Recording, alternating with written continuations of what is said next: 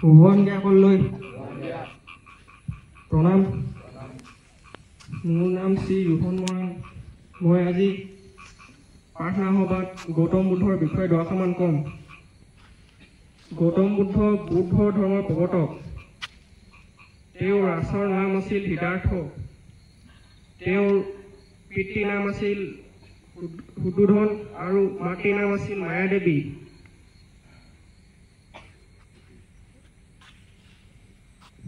বুধ বৃক্ষৰ তলত পৰম জ্ঞান লাভ কৰে বাবে তেওঁৰ নাম হৈ পৰে গৌতম বুদ্ধ। বুদ্ধৰ শব্দ অৰ্থ জ্ঞানী। বুদ্ধদেৱক বিষ্ণুৰ নৱম অৱতাৰ বুলি ধৰা হয়। ধন্যবাদ।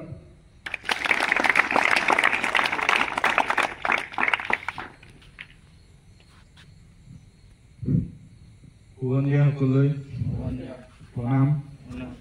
নমস্কাৰ, মোৰ নাম শ্ৰী ইতিহাস কমল মৰাণ। মই একাদশ শ্ৰেণীৰ বিজ্ঞান বিভাগৰ ছাত্ৰ। মই আজি এই সন্ধিয়া প্ৰাৰ্থনা সভাত বিজ্ঞানৰ বিষয়ে চমুকৈ কওঁ।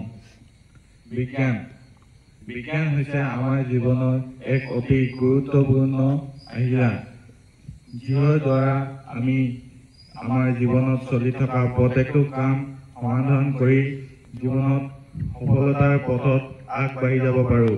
বিজ্ঞানৰ বহুতো সুবিধা অসুবিধা থাকিব পাৰে। আমি যদি বিজ্ঞানৰ সৎ ব্যৱহাৰ কৰিব নাজানো, তেন্তে বিজ্ঞানে আমাক আমাৰ জীৱনটো ধ্বংস কৰি পেলাব পাৰে। অৰ্থাৎ আমি যদি বিজ্ঞানৰ সুব্যৱহাৰ নকৰোঁ, তেন্তে আমি জীৱনত কেতিয়াও সফল হ'ব নোৱাৰোঁ।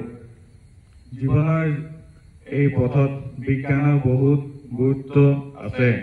আমি যদি বিজ্ঞানৰ সৎ ব্যৱহাৰ কৰোঁ, তেন্তে আমাৰ জীৱনত কেতিয়াও বাধা বা অসুবিধাৰ সৃষ্টি নহয়। আমি ৰাতিপুৱা শুই উঠাৰ পৰা গধূলি বিচনাত পৰালৈকে বিজ্ঞানৰ বস্তু অৰ্থাৎ বিজ্ঞানক ব্যৱহাৰ কৰিয়েই থাকোঁ। ইয়াকে কৈ মোৰ চমুকৈ সামৰিছোঁ। ধন্যবাদ। শুভসন্ধিয়াসকললৈ প্ৰণাম। নমস্কাৰ, মোৰ নাম শ্ৰী জ্যোতিষ্মান মৰাণ। মই কলা শাখাৰ একাদশ শ্ৰেণীৰ ছাত্ৰ। আজি মই আপোনাৰ লগত আগত সমাজতত্বৰ বিষয়ে চমুকৈ কওঁ। সমাজতত্ব সমাজৰ কথা বা সমাজৰ নীতি নিয়ম আদি কথা অধ্যয়ন কৰে।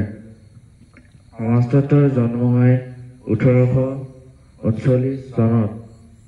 সমাজতত্বৰ পিতৃৰ নাম হ'ল আগস্কট। সমাজতত্বই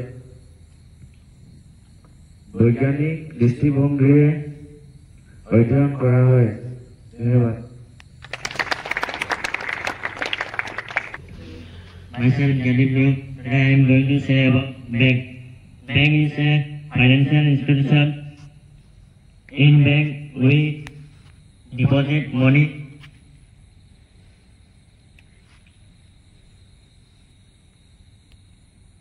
Central Bank of India is the Reserve Bank of India.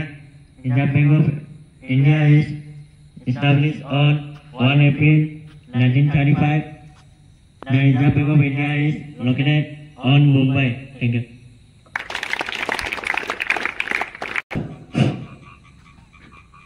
শুভসন্ধিয়াসকললৈ প্ৰণাম। জয়তে আজি এই সন্ধিয়া প্ৰাৰ্থনা সভাত উপস্থিত শ্ৰদ্ধাৰ শিক্ষাগুৰুসকল, মৰমৰ ভাইটি ভণ্টিসকল আৰু সহপাঠীসকল, আমি জানো যে আজি কেৱল অসমৰে নহয়, ভাৰতৰে নহয়, বিশ্বৰ এজন মহামনীষী গীতিকাৰ, সুৰকাৰ, চলচ্চিত্ৰবিদ, চলচ্চিত্ৰ পৰিচালক, চিত্ৰকাৰ সুধাকণ্ঠ ডক্টৰ ভূপেন হাজৰিকাৰ জন্মদিন। গতিকে আমি বৰদোচা চিনিয়ৰ ছেকেণ্ডেৰী স্কুলৰ ছাত্ৰ আৰু ছাত্ৰীবাসে এই সন্ধিয়া প্ৰাৰ্থনাতে তেখেতৰ যি কৰ্ম বা তেখেতে যিখিনি আমাক দি থৈ গৈছে তাৰ প্ৰতি তাক শ্ৰদ্ধা কৰি এটি খন্তেকীয়া অনুষ্ঠান অনুষ্ঠিত কৰিছোঁ। প্ৰথমতেই আমি তেখেতৰ ফটোত বন্তি প্ৰজ্বলন কাৰ্যসূচী আছে। মই বন্তি প্ৰজ্বলন কাৰ্যসূচী কৰিবলৈ আমাৰ বিদ্যালয়ৰ অধ্যক্ষ শ্ৰদ্ধাৰ অনুজ কুমাৰ দাস ছাৰক সন্মুখলৈ আহিবলৈ মই অনুৰোধ জনাইছোঁ।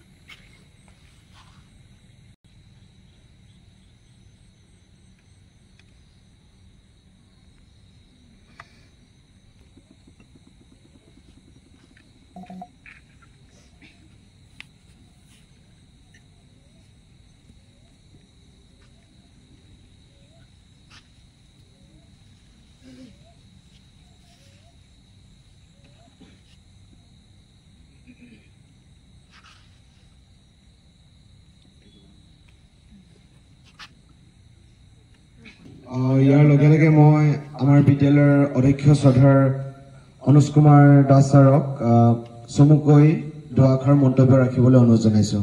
ধন্যবাদ। ধন্যবাদ। ইতিমধ্যে সকলোকে শুভ সন্ধিয়া জনাইছোঁ। প্ৰথমে ইতিমধ্যে উল্লেখ কৰা হৈছে আজি আমাৰ ডক্টৰ ভূপেন হাজৰিকাৰ জন্মতিথি, জন্মবাৰ্ষিক। গতিকে তেওঁক আজি স্মৰণ কৰিছোঁ আমি। ইতিমধ্যে বন্তি প্ৰজ্বলন হৈ গৈছে। আমি সকলোৱে জানো তেওঁ অসমৰ তথা ভাৰতবৰ্ষ তথা সমগ্ৰ বিশ্বৰ বাবে এক সম্পদ আছিল। বহুখিনি আমাৰ অসমীয়া সমাজলৈ তেওঁৰ অৱদান আগবঢ়াই থৈ গৈছে। গীতিকাৰ হিচাপে হওক, সংগীতজ্ঞ হিচাপে হওক, চিত্ৰকলা হিচাপে হওক। গতিকে তেওঁৰ অৱদান অসমীয়া সমাজলৈ যথেষ্ট, যিখিনিক লৈ আমি গৌৰৱ কৰোঁ।